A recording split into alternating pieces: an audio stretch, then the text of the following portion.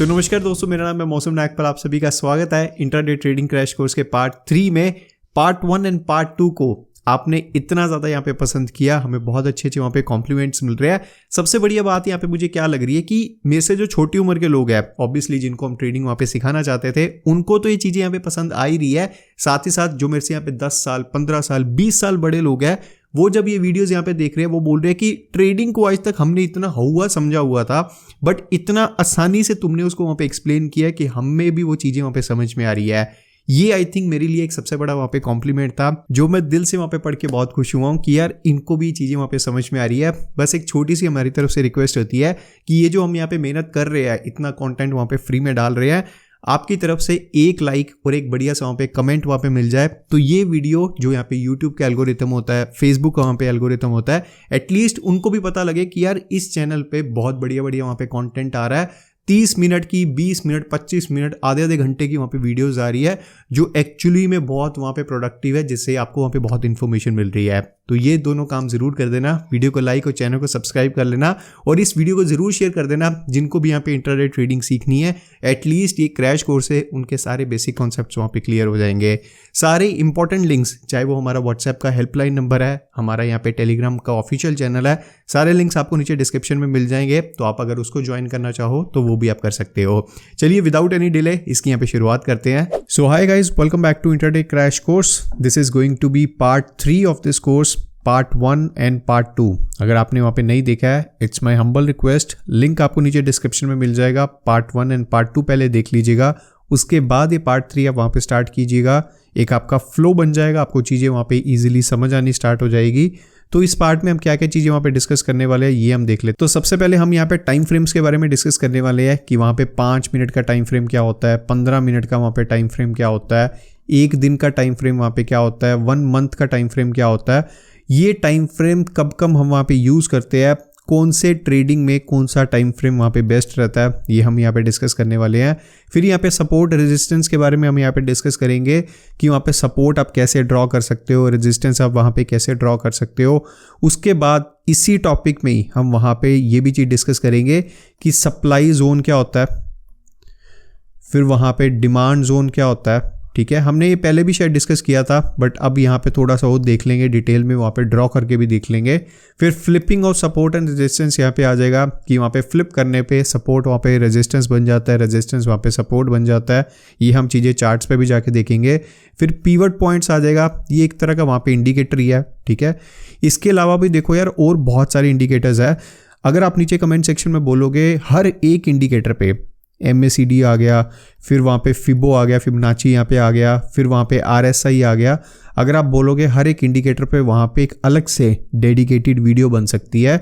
ये मैं चाहकर भी इस क्रैश कोर्स के अंदर ये सारे इंडिकेटर्स वहाँ पे डिस्कस नहीं कर सकता हूँ, क्योंकि हर एक इंडिकेटर पे ना एटलीस्ट 20 से 25 मिनट का वहाँ पे एक अलग से वहाँ पे वीडियो बन सकता है। तो आप अगर नीचे कमेंट्स में मुझे बताओगे कि भैया ये पर्टिकुलर इंडिकेटर पे हमें वीडियो चाहिए, या इस इंडिकेटर को हम कैसे यूज़ कर सकते हैं, उस इंडिकेटर के हिसाब से हम कैसे वहाँ पे ट्रेडिंग कर सकते हैं, तो वहाँ पे हम इंडिकेटर के ऊपर वहाँ पे अलग से एक पूरी सीरीज चला देंगे। देन हम वहाँ पे ट्रेंड लाइंस के बारे में डिस्कस करेंगे। देखो यार ये ट्रेंड लाइंस, ब्रेकआउट, ब्रेकडाउन, ये देखो यार एक तरह का प्राइस एक्शन का पार्ट है। ठीक है, प्राइस एक्शन एक कॉन्सेप्ट है, तो ये प्राइस एक्शन का ही पार्ट है कि ट्रेंड लाइंस वहाँ पे ड्रॉ करना, अपवर्ड वहाँ पे डाउनवर्ड ट्रेंड, साइडवेज ट्रेंड, उसके अकॉर्डिंग हम वहाँ पे ट्रेंड लाइंस ड्रॉ करके देखेंगे। तो ये सारी एक तरह के वहाँ पे इंपॉर्टेंट टॉपिक्स है। ठीक है, अब मैं ये आपको चीज़ें एक्सप्लेन तो कर दूंगा, बट देखो आपकी तरफ से मुझे चाहिए कि यार ये जब आप चीज़ें समझ लोगे ना, आपको खुद को, आप वहाँ पे जो भी टर्मिनल यूज़ कर रहे हो वहाँ पे उसका चार्ट खोलिएगा। आप जब खुद वहाँ पे प्रैक्टिस नहीं करोगे भाई साहब, तो मेरा यहाँ पे समझाने का कोई फ़ायदा नहीं है। तो आप मेरे से यहाँ पे प्रॉमिस कीजिए, नीचे कमेंट सेक्शन में लिखिएगा कि yes will do practice, and practice करके आपको वहाँ पे चीज़ें समझ में आएंगी। अब पहले हमारे पास यहाँ पे जो टॉपिक आ रहा है वो है यहाँ पे टाइम फ्रेम्स का। डायरेक्टली मैं आपको यहाँ पे चार्ट पे जाके दिखा देता हूँ, आपको ज़्यादा क्लैरिटी वहाँ पे हो जाएगी। यहाँ पे देखो ये जो आपको मिनट्स आ रहे हैं ना, ये हमारा चार्ट कौन सा खुला हुआ है, यहाँ पे देखो निफ्टी का यहाँ पे चार्ट खुला हुआ है। आप कोई भी चार्ट वहाँ पे खोल सकते हो, सबका आपको वहाँ पे टाइम फ्रेम्स दिख जाएंगे। यहाँ पे आप देखो कोई भी टर्मिनल आप यहाँ पे यूज़ कर रहे हो, आपको बिल्कुल टॉप पे यहाँ पे आपको टाइम फ्रेम दिखेगा। छोटे से बड़े टाइम फ्रेम पे हम यहाँ पे जाते हैं, जैसे यहाँ पे देखो 1 मिनट से स्टार्ट हो रहा है, फिर 2 मिनट का है, 3 मिनट का है, 4 मिनट का है, 5 मिनट का है। हर एक चीज़ के बारे में मैं आपको यहाँ पे बताऊंगा कि इसका मतलब क्या होता है। पहले आप ये देख लीजिए, इतने सारे टाइम फ्रेम है, फिर यहाँ पे थोड़ा बड़ा टाइम फ्रेम आ गया, 1 घंटे का टाइम फ्रेम यहाँ पे आ गया, 2 घंटे का आ गया, 3 घंटे का आ गया, 4 घंटे का आ गया, फिर यहाँ पे 1 डे का यहाँ पे पूरा आपको चार्ट दिखेगा टाइम फ्रेम का, 1 वीक का, 1 मंथ का। इसके अलावा आप यहाँ पे कस्टमाइज भी कर सकते हैं कि जैसे यहाँ पे आपने 15 देखा था, 16 मिनट का आपको यहाँ पे टाइम फ्रेम देखना है। तो आप यहाँ पे जैसे ही डन करोगे तो आपको ये जो कैंडल्स है, आपको हर एक कैंडल वहाँ पे जो एक कैंडल है आपको 16 मिनट की वहाँ पे दिखने लग जाएगी। अब ये टाइम फ्रेम्स का यहाँ पे मतलब क्या होता है, मैं पहले आपको मतलब यहाँ पे समझा देता हूँ। जैसे मैंने अभी ये 5 मिनट का टाइम फ्रेम खोला, अब इसका मतलब ये है कि ये जो एक कैंडल आपको यहाँ पे दिख रही है ना, ये एक कैंडल, ये वाली, ये एक कैंडल 5 मिनट के टाइम फ्रेम पे बनी है। इसका मतलब क्या है, ये जो ऐसी आपको ये कैंडल दिख रही है, ये जो पूरी एक कैंडल की जो फॉर्मेशन हुई है वो 5 मिनट में हुई है। ठीक है, मार्केट 5 मिनट में यहाँ पे जो बुल्स की फाइट हुई, बियर्स की यहाँ पे जो फाइट हुई, उसके बाद जो उसने यहाँ पे कलर लिया वो रेड कलर लिया, विच मीन्स यहाँ पे जो बियर्स का जो प्रेशर था वो थोड़ा यहाँ पे हाई था और ये 5 मिनट में कैंडल ऐसी फॉर्म हुई है। यहाँ पे आप इसका नीचे टाइम भी देखेंगे तो आप देखो 9:15 मार्केट खुली, तो ये विच मीन्स ये पहली कैंडल थी। अब ये ऊपर देखो टाइम फ्रेम मैंने 5 मिनट का चूज किया हुआ है, जिसका मतलब क्या है 9:15 से लेके 9:20 तक जो यहाँ पे पहली कैंडल बनी है वो ऐसी है। नेक्स्ट जो यहाँ पे कैंडल बनेगी वो 9:20 से बनेगी, 9:20 से 9:25 तक की कैंडल ऐसी बनी है।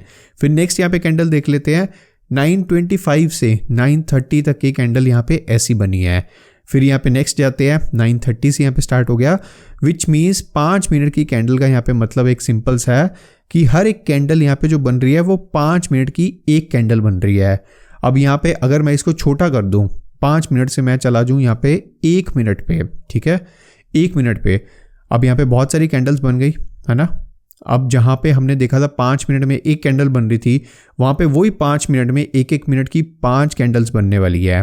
अब यहाँ पे देखो ये एक कैंडल बनी, ये एक कैंडल का मतलब क्या है कि 9:15 पे जब मार्केट खुली उसके बाद 9:16 तक जो वहाँ पे मूवमेंट हुई है वो ये एक कैंडल हमें दिखा रही है, क्योंकि हमने वहाँ पे 1 मिनट का टाइम फ्रेम चूज किया हुआ है। इसका भी मैं आपको यहाँ पे टाइम दिखा देता हूँ। ये देखो ये जो एक कैंडल है, नीचे आप टाइम देखोगे 9:15, ठीक है। अब जो नेक्स्ट कैंडल होगी विच मीन्स वो 9:16 से स्टार्ट होगी, तो ये देखो 9:16 पे नेक्स्ट कैंडल आ रही है। फिर यहाँ पे नेक्स्ट कैंडल देखोगे 9:17 पे आ रही है, 9:18 पे आ रही है, 9:20 पे आ रही है, 1-1 मिनट की ये एक कैंडल बनती जा रही है। तो इससे ये हमें कंक्लूड होता है कि जितना बड़ा हम वहाँ पे टाइम फ्रेम देखेंगे उतनी वहाँ पे कम कैंडल्स होने वाली है, जितना छोटा वहाँ पे टाइम फ्रेम देखेंगे उतनी वहाँ पे ज़्यादा कैंडल्स हमें दिखने वाली है।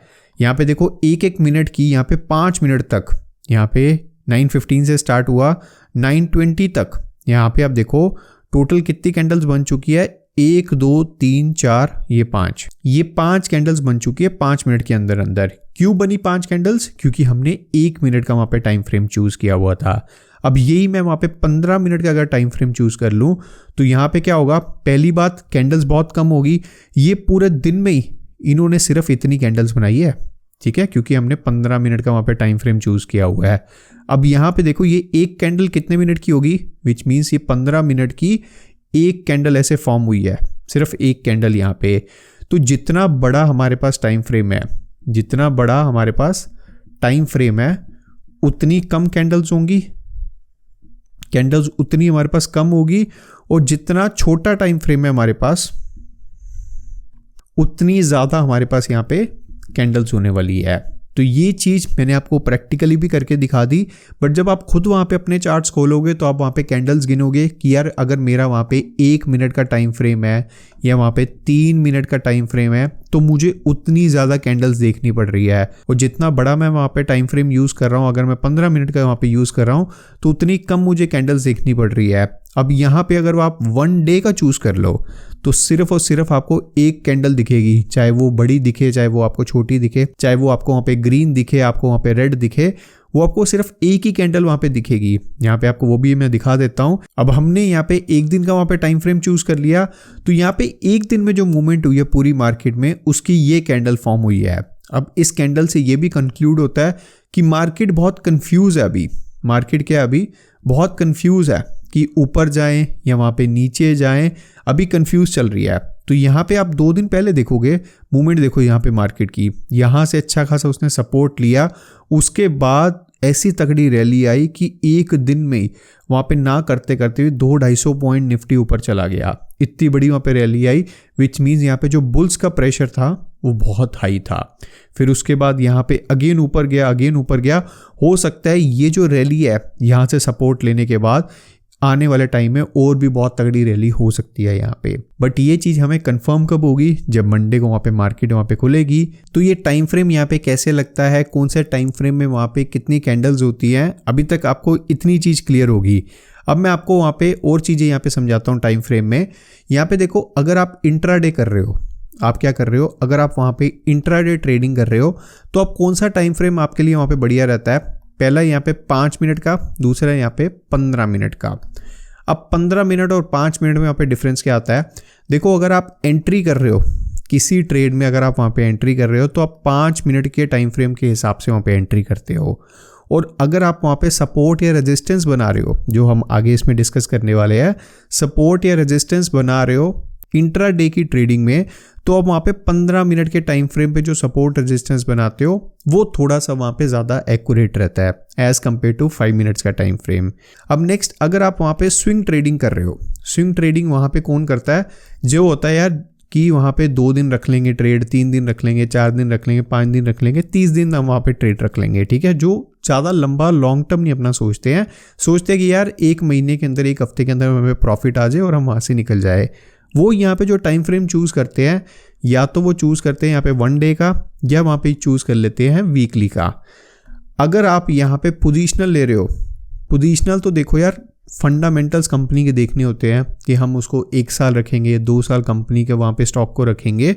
मतलब जहाँ पे आप कैश में ट्रेड कर रहे हो, मोटा पैसा अपना लगा रहे हो, 30 लाख लगा रहे हो, 40 लाख लगा रहे हो, आप वहाँ पे कंपनी का मंथली टाइम फ्रेम देखोगे, मतलब जो भी आप वहाँ पे स्टॉक ले रहे हो उसका मंथली टाइम फ्रेम आप वहाँ पे देख लोगे, या फिर वीकली आप वहाँ पे देखोगे, आपको एक वहाँ पे ट्रेंड के बारे में पता लग जाएगा। ये पोजीशनल का आपको एक बहुत अच्छा एग्जांपल देता हूँ, एकदम रिसेंट यहाँ पे एग्जांपल ये है। यहाँ पे आपको कोल इंडिया का चार्ट मैं दिखाता हूँ, बहुत ही इंटरेस्टिंग इसका यहाँ पे चार्ट है। यहाँ पे जो मैंने टाइम फ्रेम चूज़ किया है, मैंने किया है वीकली टाइम फ्रेम। अब ये वीकली टाइम फ्रेम पे आपको एक चीज़ मैं यहाँ पे दिखाता हूँ। यहाँ पे एक चीज़ तो अभी आपको समझ में आ रही होगी कि यार इतने टाइम से ना यहाँ पे रेंज बाउंड चल रहा था, बट जैसे ही इसने ये अपने ऊपर वाला यहाँ पे ये रेजिस्टेंस को तोड़ा, उसके बाद इसकी यहाँ पे रैली देखो क्या रैली गई है। और ये रैली कोई 1-2 दिनों की नहीं है, ये वहाँ पे मंथ्स में रैली चल रही है। मैंने 1 वीक का टाइम फ्रेम चूज़ किया हुआ है, विच मीन्स ये जो कैंडल यहाँ पे बनी है वो यहाँ पे 1 वीक की कैंडल बनी है। ये इतनी बड़ी बड़ी यहाँ पे जो कैंडल्स बन रही है। अब जिसने इसको यहाँ पे पोजीशनल रखा होगा, कब से पोजीशनल रखा होगा, यहाँ पे हम टाइम फ्रेम भी इसका देख लेते हैं, कब से ये यहाँ पे इसकी रैली स्टार्ट हुई है। 2023 कौन से सितंबर से, यहाँ पे 4 सितंबर 2023 से, जब से इसने अपना वहाँ पे पिछला रेजिस्टेंस तोड़ा है, उसके बाद इसमें यहाँ पे रैली ऐसी इतनी तगड़ी वहाँ पे रैली आई हुई है। और अभी भी रैली पता नहीं कितनी और ऊपर जा सकती है, 500-550 तक वहाँ पे मार सकती है। तो इसका यहाँ पे मतलब क्या हुआ कि अगर आप वहाँ पे पोजीशनल जाते हो या वहाँ पे स्विंग ट्रेड करते हो, जहाँ पे आपको लगता है कि आपका थोड़ा सा वहाँ पे लॉन्ग टर्म होरिजन है, तो वहाँ पे आप जितना बड़ा टाइम फ्रेम देखोगे, क्या करोगे, जितना बड़ा आपका वहाँ पे टाइम फ्रेम होगा, उतनी अच्छी आपको वहाँ पे कंफर्मेशन मिल सकती है कि जो भी आप स्टॉक में पैसा लगा रहे हो उसका ट्रेंड क्या चल रहा है। जैसे ये अपवर्ड ट्रेंड चल रहा है, पैसा लगाओगे, पैसा वहाँ पे बनता भी है आपका। तो ये चीज़ों को आपको वहाँ पे देखना बहुत ज़रूरी होता है। अब यही अगर मैं वहाँ पे इंट्राडे में आ जाता हूँ, अगर मैं यहाँ पे 5 मिनट्स या 15 मिनट्स का वहाँ पे चार्ट खोल लेता हूँ, तो यहाँ पे आपको क्या देखने को मिल रहा है कि यार ये जो है ना 15 मिनट्स का इसका चार्ट है, अब यहाँ पे ये रेंज बाउंड हो गया, ठीक है। अब जब वहाँ पे मंडे को मार्केट खुलेगी, अगर ये इसके ऊपर जाता है तो भाई ये बहुत ऊपर जा सकता है, बट अगर ये इसके नीचे यहाँ पे जाता है तो अगेन यहाँ पे ये थोड़ा सा यहाँ पे सपोर्ट ले सकता है, फिर उसके बाद इसके यहाँ पे इधर भी सपोर्ट कहीं पे आता है, फिर वहाँ पे ये सपोर्ट ले सकता है। वो हम आगे डिस्कस करने वाले हैं कि सपोर्ट रेजिस्टेंस हम कैसे ड्रॉ करते हैं। जस्ट मैं आपको यहाँ पे ये समझाना चाहता हूँ कि इंट्राडे में हम वहाँ पे 5 मिनट्स का ये 15 मिनट्स का टाइम फ्रेम देखते हैं, और अगर हमारा थोड़ा सा बड़ा विजन होता है तो उतना बड़ा वहाँ पे टाइम फ्रेम देख लेते हैं कि हमें वहाँ पे कंफर्मेशन मिल सके कि वहाँ पे कैंडल्स कैसी बन रही है, वहाँ पे जो इसका ट्रेंड है वो कैसा है वहाँ पे ट्रेंड, तो उसके अकॉर्डिंग हम अपना डिसीजन वहाँ पे ले सकते हैं। तो ये था टाइम फ्रेम से रिलेटेड चीज़ें जो मुझे आपको वहाँ पे बतानी थी। स्टिल आपको कोई भी इसमें डाउट होता है तो भाई कमेंट सेक्शन ओपन है, आप वहाँ पे अपने डाउट्स क्लियर कर सकते हैं। नहीं तो आपको पता है नीचे डिस्क्रिप्शन में हमारा हेल्पलाइन नंबर भी है, आप डायरेक्टली वहाँ पे भी पूछ सकते हैं कुछ भी आपको वहाँ पे डाउट आते हैं। तो नेक्स्ट हमारा यहाँ पे जो टॉपिक आ रहा है वो है यहाँ पे सपोर्ट एंड रेजिस्टेंस का। अब सपोर्ट एंड रेजिस्टेंस यहाँ पे होता क्या, पहले वो चीज़ समझ लीजिए, फिर इसको यहाँ पे ड्रॉ कैसे करना है वो भी हम यहाँ पे देख लेते हैं। सपोर्ट यहाँ पे क्या होता है, एक ऐसी लाइन जहाँ पे प्राइस बार बार आके सपोर्ट ले रहा है, वहाँ पे आता है, फिर वहाँ से ऊपर बाउंस हो जाता है, फिर वहाँ पे आता है, फिर वहाँ से ऊपर बाउंस हो जाता है। मतलब इस प्राइस से वो वहाँ पे स्टॉक नीचे नहीं जा रहा है, वहाँ से आता है फिर वहाँ पे ऊपर निकल जाता है, ठीक है, यहाँ पे आया फिर वहाँ पे ऊपर निकल गया। तो ये जो पॉइंट होता है ना, हम इसको यहाँ पे सपोर्ट बोल देते हैं। अब रेजिस्टेंस यहाँ पे क्या होता है, एक ऐसी लाइन जहाँ पे प्राइस जब टकराता है उसके बाद वो नीचे चला जाता है, फिर यहाँ पे टकराता है, फिर नीचे चला जाता है, फिर यहाँ पे कोशिश करता है टकराने का, फिर वहाँ पे नीचे चला जाता है। तो ये जो लाइन है ये हमारी एक तरह की रेजिस्टेंस लाइन हो जाती है। अब हमें इसको यहाँ पे ड्रॉ करते टाइम यहाँ पे एक दो रूल्स है जो हमें इसको यहाँ पे फॉलो करने हैं। पहले यहाँ पे रूल क्या आता है कि चाहे हम वहाँ पे सपोर्ट बना रहे हैं, हम वहाँ पे रेजिस्टेंस बना रहे हैं, हमारे पास एटलीस्ट 2 या 3 पॉइंट्स होने चाहिए कि जिसको हम मिला के वहाँ पे अपनी लाइन को ड्रॉ कर सके। दूसरा यहाँ पे हमारा जो टाइम फ्रेम है वो हम 15 मिनट्स का टाइम फ्रेम वहाँ पे चूज करते हैं। देखो आप बनाने को आप 5 मिनट्स पे भी सपोर्ट रेजिस्टेंस बना सकते हो, आप वीकली चार्ट पे भी बना सकते हो, मंथली चार्ट पे भी बना सकते हो, बन हर किसी पे जाएगी। बट जब हम यहाँ पे इंट्राडे की बात कर रहे हैं तो मैं वहाँ पे 15 मिनट्स ज़्यादा प्रेफर करता हूँ। बाकी देखो आप जब खुद वहाँ पे प्रैक्टिस करोगे, आपको 5 मिनट पे पसंद है तो 5 मिनट पे भी बना लेना, कोई उसमें दिक्कत नहीं है, कोई यहाँ पे हार्ड को रूल नहीं होता। अब यहाँ पे सपोर्ट रेजिस्टेंस ड्रॉ कैसे करना है मैं आपको डायरेक्टली चार्ट्स पे जाके यहाँ पे दिखा देता हूँ। आप यहाँ पे कोई भी चार्ट खोल लीजिए, मैं यहाँ पे कोल इंडिया का दोबारा से चार्ट खोल लेता हूँ।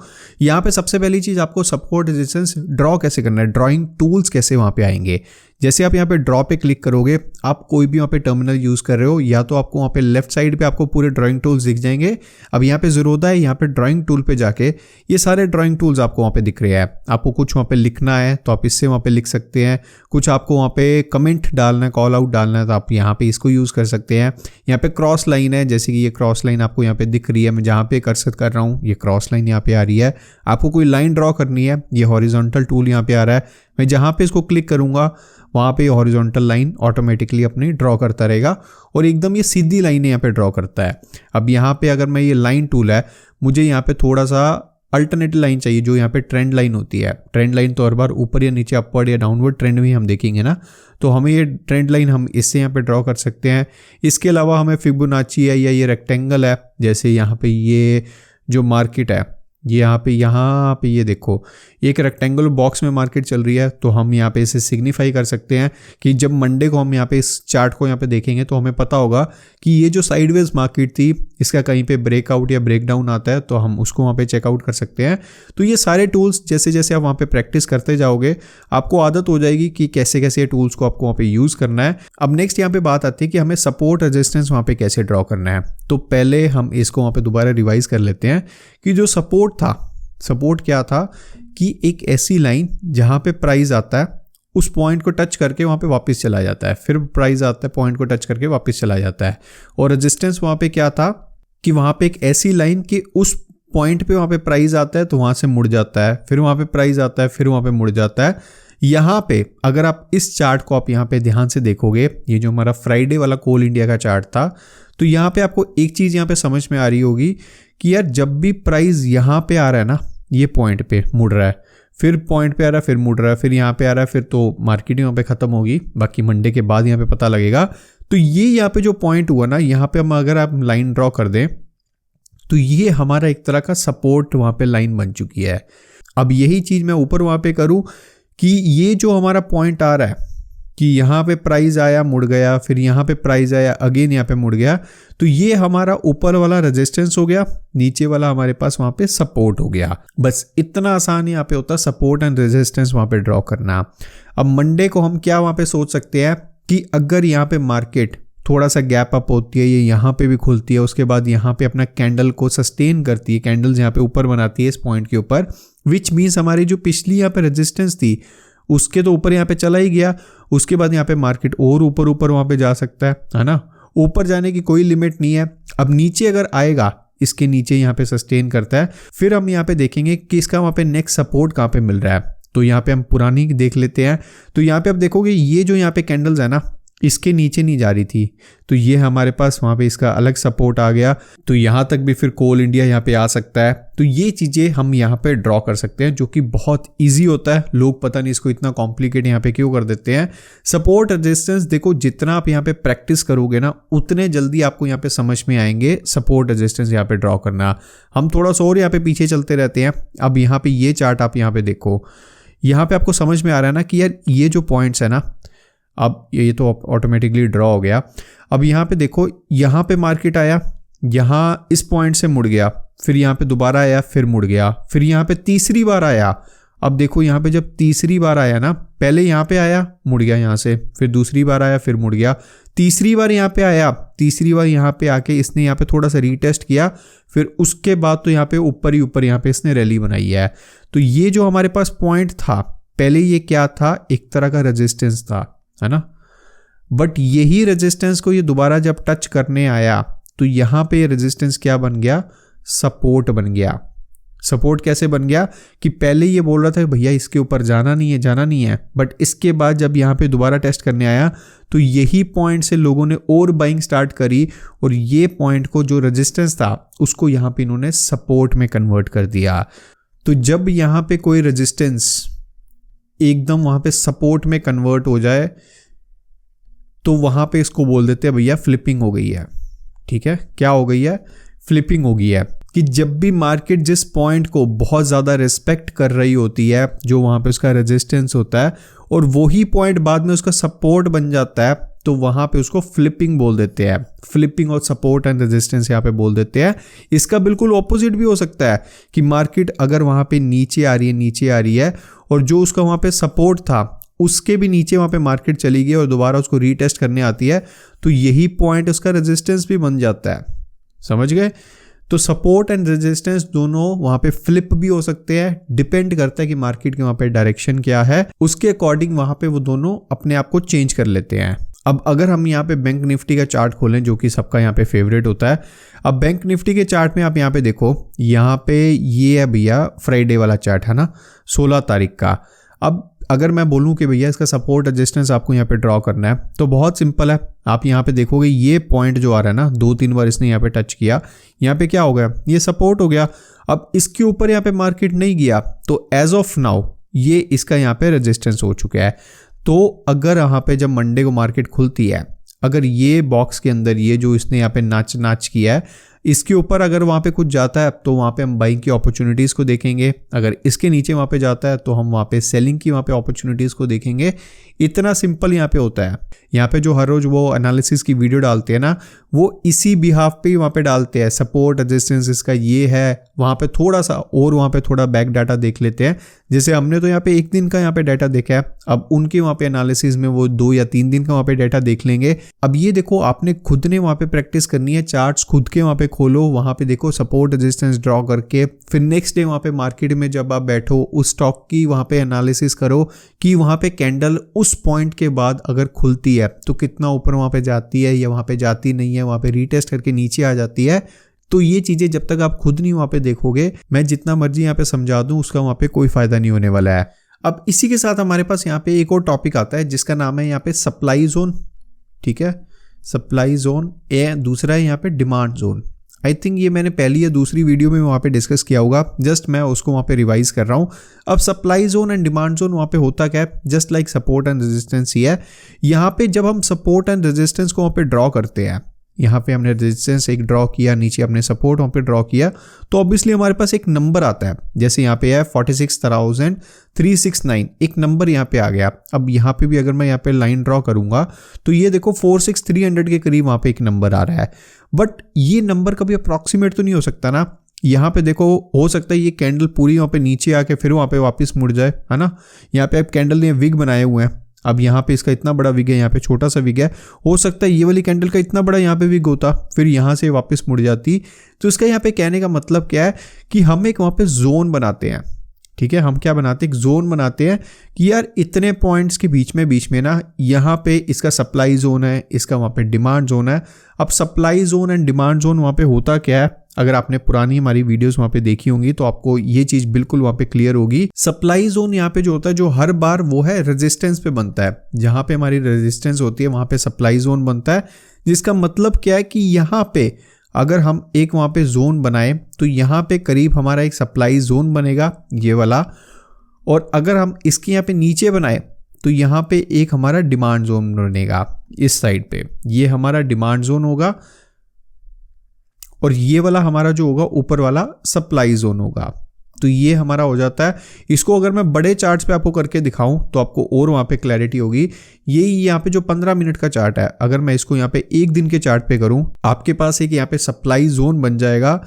यहाँ पे देखो, अगर मैं यहाँ पे सप्लाई जोन बनाऊं, ये वाला जो पार्ट है, ये आपके पास यहाँ पे क्या हो गया, ये आपके पास एक सप्लाई जोन आ गया कि यहाँ पे जब भी मार्केट आ रही है अभी तो इस सप्लाई जोन के नीचे रह रही है, विच मीन्स यहाँ से अच्छी खासी सेलिंग आ जाती है।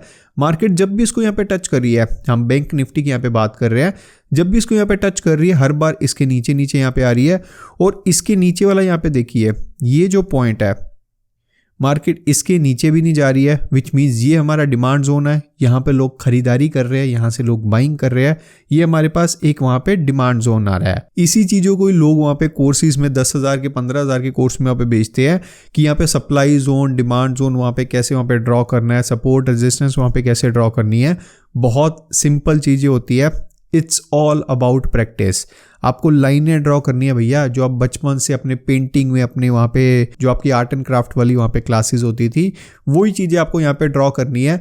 बस आपको ये चीज़ वहाँ पे पता होनी चाहिए कि भैया ये कैंडल बनी है, इसका यहाँ पे मतलब क्या है, मार्केट वहाँ पे कैसे रिएक्ट कर सकती है, ये वहाँ पे क्या प्राइस एक्शन वहाँ पे आ रहा है। ये चीज़ें आपको वहाँ पे जैसे जैसे आप मार्केट में वहाँ पे टाइम दोगे, आपको ये सब कुछ वहाँ पे समझ में आने लग जाएगा। अब वापस हम अपनी स्लाइड्स की तरफ चलते हैं। तो सपोर्ट रेजिस्टेंस हमने यहाँ पे कवर कर लिया है। नेक्स्ट हमारे पास यहाँ पे फ्लिपिंग भी आ गया, जो मैं आपको यहाँ पे बता चुका हूँ कि जो पहले यहाँ पे रेजिस्टेंस होगा बाद में वो सपोर्ट में कन्वर्ट हो जाएगा, एंड जो यहाँ पे सपोर्ट होता है अगर मार्केट वहाँ पे नीचे आ रही है तो वही चीज़ वहाँ पे रेजिस्टेंस में कन्वर्ट हो जाती है। इसी चीज़ को हम वहाँ पे फ्लिपिंग बोल देते हैं। इसका जो अगला टॉपिक है वो है यहाँ पे पीवट पॉइंट्स का। अब बहुत सारे वहाँ पे आलसी लोग होते हैं जो बोलेंगे यार कि हमने वहाँ पे क्या लाइंस ड्रॉ करनी, हमें कोई ऐसा इंडिकेटर बता दो जिससे हम फटाफट पता लग जाए कि कौन सा हमारा सपोर्ट है, कौन सा हमारा वहाँ पे रेजिस्टेंस है।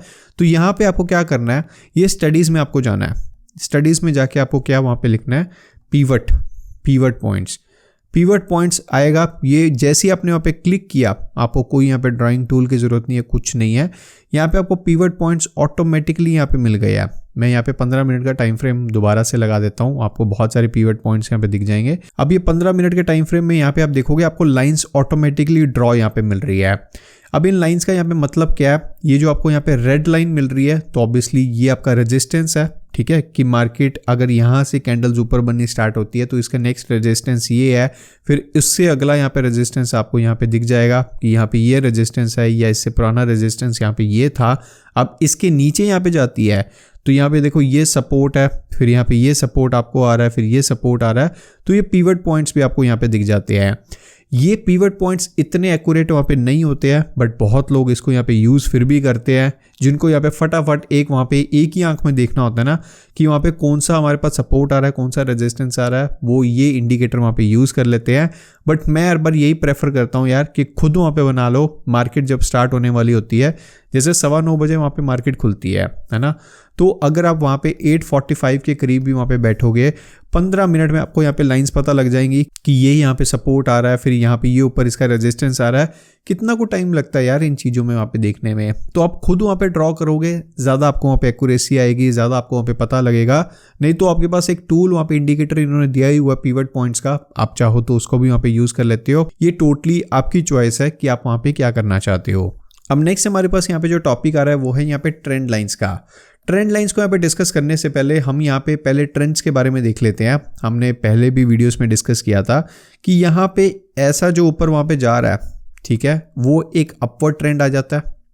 ठीक है, एक यहाँ पे ऐसा जो नीचे वहाँ पे जा रहा है वो वहाँ पे एक डाउनवर्ड ट्रेंड आ जाता है। और तीसरा हमारे पास यहाँ पे जो ट्रेंड होता है कि मार्केट जैसे अभी हमने कोल इंडिया में जिसमें अभी देखा, उसमें अभी क्या चल रहा है, वहाँ पे साइडवेज चल रहा है। ठीक है, साइडवेज ट्रेंड चल रहा है। ये इंट्राडे की हम बात कर रहे हैं। वैसे अगर ओवरऑल वहाँ पे देखेंगे वीकली या मंथली चार्ट्स पे, तो कोल इंडिया भी वहाँ पे बहुत अपवर्ड ट्रेंड में है। तो ये हमारे पास 3 ट्रेंड्स होते हैं जो हमने अभी तक वहाँ पे देखे हैं। अब हमें ये ट्रेंड लाइंस वहाँ पे ड्रॉ कैसे करनी होती है, जैसे हमने वहाँ पे सपोर्ट एंड रेजिस्टेंस में वहाँ पे देखा था कि हमें वहाँ पे 2 या 3 पॉइंट चाहिए होते हैं, उससे हम वहाँ पे ट्रेंड लाइन ड्रॉ करते हैं। अब ट्रेंड लाइन हम या तो अपर ड्रॉ करते हैं या वहाँ पे डाउनवर्ड ड्रॉ करते हैं, एंड जो बीच में वाली होती है वो तो साइडवेज, आपको पता है उसमें क्या ट्रेंड लाइन वहाँ पे बनेगी।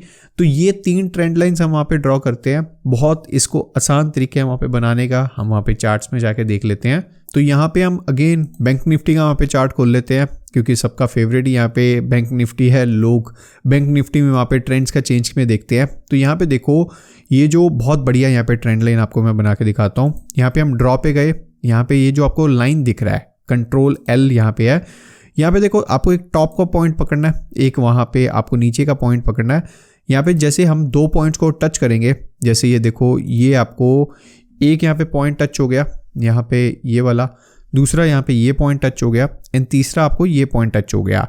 अब ये यहाँ पे 3 पॉइंट टच किया, बट इसके बाद मतलब इसका कहने का मतलब क्या है, ये 3 पॉइंट टच करना कि जब भी मार्केट इस पॉइंट पे आ रही है वहाँ से वो वापस मुड़ रही है। यहाँ पे आई अगेन ये वापस मुड़ गई, यहाँ पे आई अगेन ये वापस मुड़ गई। बट जब ये चौथी बार गई, पहली बात एक तो कैंडल बहुत बड़ी आई है। अब जिन्होंने यहाँ पे पढ़ा होगा, यहाँ पे देखो एक मारूबुजू कैंडल आई है, बहुत स्ट्रॉन्ग कैंडल यहाँ पे होती है मारूबुजू। यहाँ पे जैसे ही आई, इसके बाद ये सीधा का सीधा एक ही कैंडल में, ना करते करते भी 200-250 पॉइंट ये एक ही कैंडल में दे गया। और ये 15 मिनट का चार्ट मैंने यहाँ पे खोला हुआ है। विच मीन्स जब भी कोई ट्रेंड लाइन वहाँ पे टच करके वहाँ पे पॉइंट मुड़ रहा है, फिर वहाँ पे अगेन टच करके मुड़ रहा है, तीसरी बार फिर मुड़ गया, जब चौथी बार उसने तोड़ना है, अगर वो वहाँ पे दबा के तोड़ता है, विद वॉल्यूम वहाँ पे तोड़ता है, तो वहाँ पे ट्रेंड चेंज होने के बहुत हाई चांसेस होते हैं। यहाँ पे एक आपको अच्छा खासा ट्रेड वहाँ पे मिल सकता है। इसलिए लोग ट्रेंड लाइन को वहाँ पे इतना ज़्यादा वहाँ पे यूज़ करते हैं, जिनको वहाँ पे प्रॉपर ट्रेंड लाइन बनानी आती है। जैसे कि आपके सामने 1 मिनट में ट्रेंड लाइन बना दिया, कुछ भी यहाँ पे इतना दिमाग लगाने की ज़रूरत नहीं होती है। जस्ट आपको पॉइंट्स को वहाँ पे मिलाना होता है। जैसे मैंने ये 3 पॉइंट्स वहाँ पे मिलाए, ट्रेंड लाइन एक बन गई। जैसे ये ट्रेंड लाइन वहाँ पे टूटी, तो यहाँ पे एक ही कैंडल के अंदर अंदर आपको अच्छा खासा वहाँ पे ट्रेड मिल जाता है। अब यहाँ पे एक और सिनेरियो हो सकता है, अगर सोचो यहाँ पे ये बड़ी मारूबुजू कैंडल ना बनी होती, यहाँ पे एक छोटी सी कैंडल बनी होती, बट ये ट्रेंड लाइन के ऊपर वहाँ पे क्लोज कर गई होती, उसके ऊपर थोड़ा सा वहाँ पे ऊपर भी चला जाता है, बट वहाँ पे रिट्रेस करके आता। जैसे ये ट्रेंड लाइन है, इसको यहाँ पे रिट्रेस करने दोबारा आता, तो हम यहाँ पे इस पॉइंट पे दोबारा से अपना ट्रेड ले सकते थे, और अगर यहाँ से लेते अगेन वहाँ से ऊपर जाता। ये ट्रेंड लाइन जो थी ना, जो पहले ये वाली ट्रेंड लाइन, अभी ये रेजिस्टेंस का काम कर रही है। क्या कर रही है? ये भी रेजिस्टेंस का काम कर रही है कि यहाँ से ये ऊपर नहीं जाने दे रही है, यहाँ से ये ऊपर नहीं जाने दे रही है। बट जैसे ही ये ट्रेंड लाइन वहाँ पे टूटी, तो इसने यहाँ पे एक सपोर्ट का काम करना स्टार्ट कर दिया कि यहाँ पे नीचे आएगा, हम इसको अगेन ऊपर ले जाएंगे। अब यहाँ पे दोबारा देखो, मार्केट अगले दिन, ये देखो यहाँ पे एक नया दिन स्टार्ट हो रहा है।